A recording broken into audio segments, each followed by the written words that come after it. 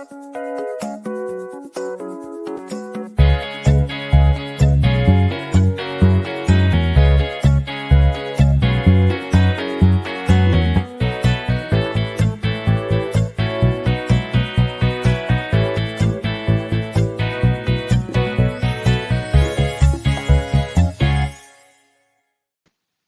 morning, everyone.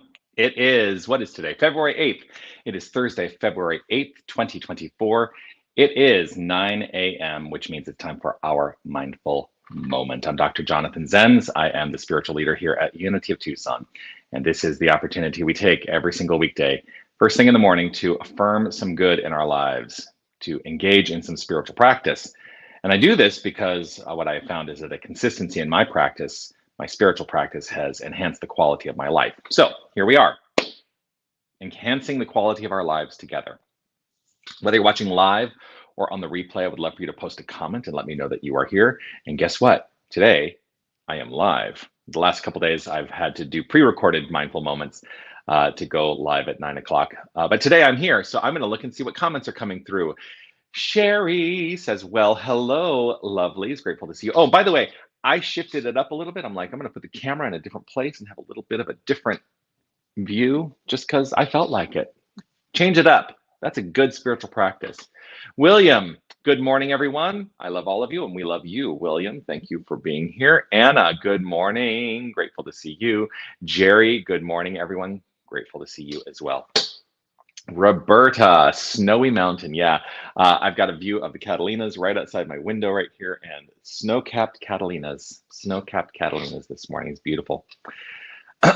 So I do, of course, want to let you know that you are love, you are light, you are life, you are magnificent. And I am so grateful that you shine your light and share your magnificence. Thank you for doing that. And Beryl, speaking of magnificence, hello and happy day to you. Grateful to see you here.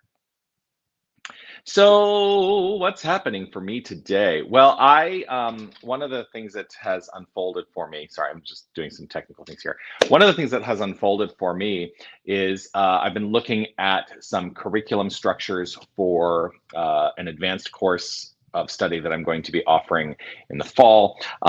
That advanced course of study is limited to those who have met some prerequisites to be able to step into this course of study. And those people know who they are, but if you are interested in advanced courses of study and wanted to talk to me about that, you should have a chat with me about that.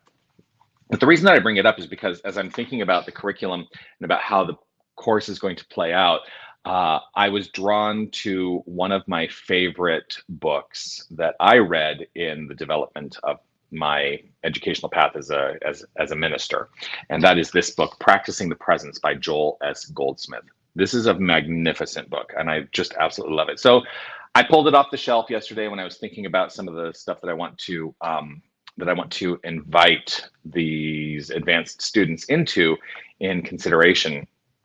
By the way, if you're one of those advanced students, don't go run out and grab the book yet. Don't do that. I just want to be really clear because there are a couple of those people who are on the mindful moment. Don't go get the book yet. I'll tell you when you should get the book. Okay, anyway, so there is this book, and in chapter 2, chapter 2 is called Demonstrate God. And I wanted to talk about a couple sentences here that he offers. The first one is this. Really hear this, because and I want to invite you to hear, like, oh, is this something that I'm doing, and perhaps maybe a shift in my consciousness would change things up for me? So here's what he says. He says, nothing is more important than this point. I'm going to read that again. He's very clear. Nothing is more important than this point. Are we seeking a realization of God, or are we trying to reach God in order to get something from God?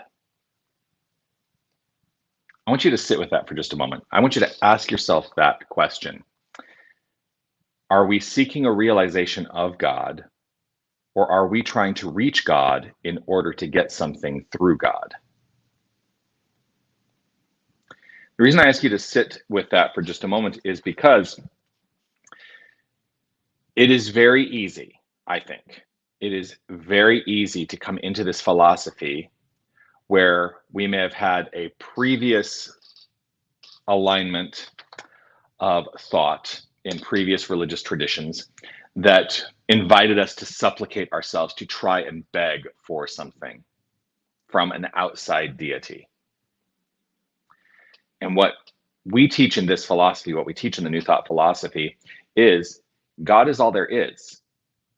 And so that's who and what we are. So why would we beg anything outside the self? Because when we are in complete alignment and know the truth of our being, when we realize our nature, then we will want for nothing. You know, there's a part of the Declaration of Principles in the religious science organization is that there is a teaching within that that says we are going to emancipate we're going to emancipate humanity from all discord. There will be no suffering. Like, that's part of the goal of what we're looking to do. And I hold that actually exists in the unity side of the New Thought movement as well, that, you know, when we know who we are, we emancipate ourselves from discord, we emancipate ourselves from suffering, that no longer becomes an element of our experience. But we hold ourselves back from that, I believe, when we do that, when we do the thing that he's asking us about. You know, are we trying to reach God in order to get something through God? If we don't realize the truth of our being, then we actually withhold from ourselves the good. He also wrote this: to seek God without a purpose. Very important statement, very important phrase there. To seek God without a purpose is the ultimate of spiritual realization. What if you decided, and this is the practice I invite us all into, what if you decided today that you were simply going to demonstrate God and not seek anything from God once and for all? How would your life unfold? You know, one of the things I always say is that we teach people early on that, you know, demonstrating the principle is allowing ourselves to, you know, have what we require in the fullness and expression of our life, in the full expression of our lives. And one of the first things that we learn to demonstrate, I hope you laugh at this, we all talk about this. The first thing we learn to demonstrate is parking spots. And this was especially important when I lived in Los Angeles, because, you know, finding a good parking spot was, you know, that was a challenge. It could be a challenge there. And so we demonstrate parking spots. We know who we are, so we're always welcoming the perfect parking spot. But if we truly know who we are, we don't even need to worry about the parking spot. Because if we know who we are, then everything is always in alignment. But that takes 100% commitment all the time. And it can be, you know, it can be a path of exhaustion if you are, you know, fighting in mind against old paradigms. But I do know that if you do the work to realize God as you, that you will live the results. And that's what it's all about. Not trying to get. The more we be the I am that I am, the more that we choose to identify and align ourselves in the identification and allow the expression of that identification to flow forth, that we are the power and presence. There is no separation. There is no separation. There is only flow. I think what we find is the outflow of everything beyond suffering, beyond limitation. Because God cannot be limited except by our own minds that limit it in our experience. So I hope you can see that this book, Practicing the Presence by Joel Goldsmith, this is a gem for me. And I love that Sherry and Beryl, both of whom are going into this advanced course of study, heard the message. Do not go buy the book now. I will let you know when you should get the book.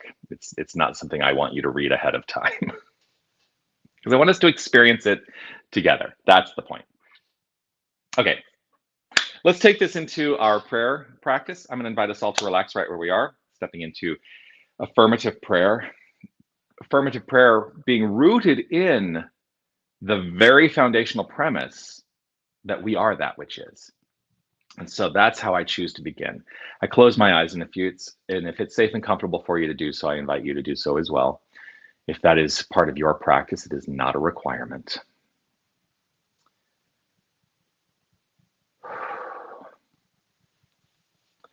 Right in this moment, I am rooted in the awareness of the one power and presence, the one magnificent source, the one resource.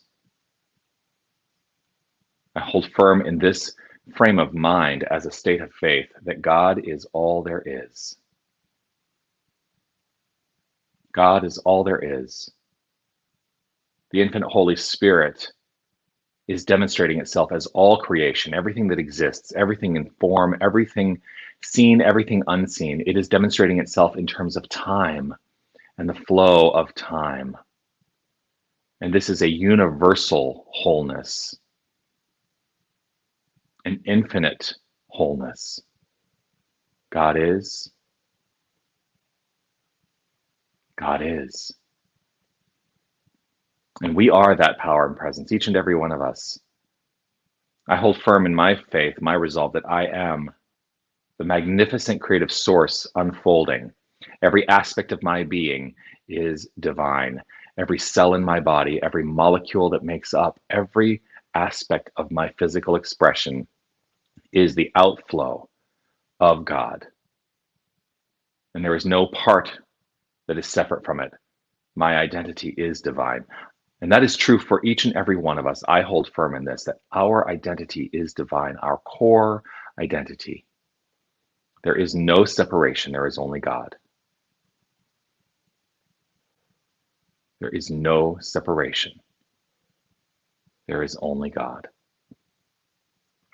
And so I welcome a greater realization of this in every aspect of being. I let go of need and want and trust and know that God, as me, as each and every one of us, living in the realization that this is our identity, all is taken care of. There's an elimination of need and want, for all is unfolding at the level of the divine. And so I welcome the flow. I welcome what shows up in perfect accordance with this. I let go. I let go. I let go. I trust. I know. And it is with gratitude and appreciation overflowing from within that I simply let this be. I feel the sense of appreciation. I feel that magnificent gratitude and understand it as the fuel that engages this engine of creation. It is the fuel in the engine of creation, is gratitude and appreciation. And so I simply revel in the feeling of it. I revel in the feeling of gratitude, knowing that it is the construct and the experience of God, which is my identity, the identity of each of us. We are connected. We are wholeness. There is no separation. And so all is well. All is well. All is well. I let it be so and affirm it as so, no matter what, by saying, and so it is. Amen.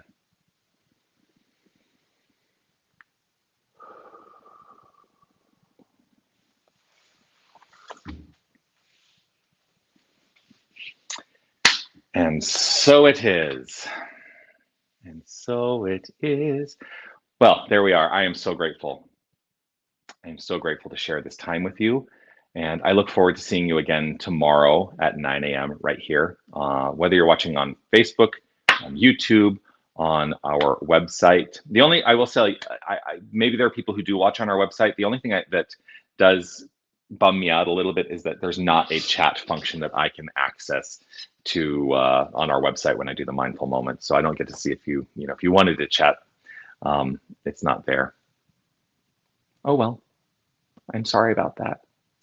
But Grateful to have this time with you. See you again tomorrow morning. I do, of course, want to. Oh, actually, here's the thing. If you want to realize more of your divine nature, I know I've said this, but I want to remind you, here's a place where you can go on that exploration of deepening into your awareness of your divine nature to open up to a greater understanding that the attributes of God are the attributes that you are. And so the 12 powers are identified attributes that were synthesized into form and expression through Charles Fillmore. He borrowed from various sources, and the 12 powers are the attributes that we can utilize in our lives to make life better. So there's a class that's being taught to outline and help us all understand more deeply those 12 powers.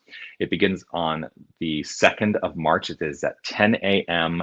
to 12 noon every Saturday. Would love to see you as part of that experience. It's a great class. It's a fundamentals class in a lot of ways. So if you're new to the Unity movement, if you're new to New Thought, this is actually a good starting point to begin to understand the principles that we teach. So would love to see you there. And that's it. Grateful, grateful, grateful. Peace and blessings to you. I will see you all again tomorrow. And I trust that your day unfolds in a magnificent manner. And do keep shining your light. You are magnificent. You are magnificent. And it's not because of anything you do. It is truly just who you are. Thanks for shining your light. Bye, everybody.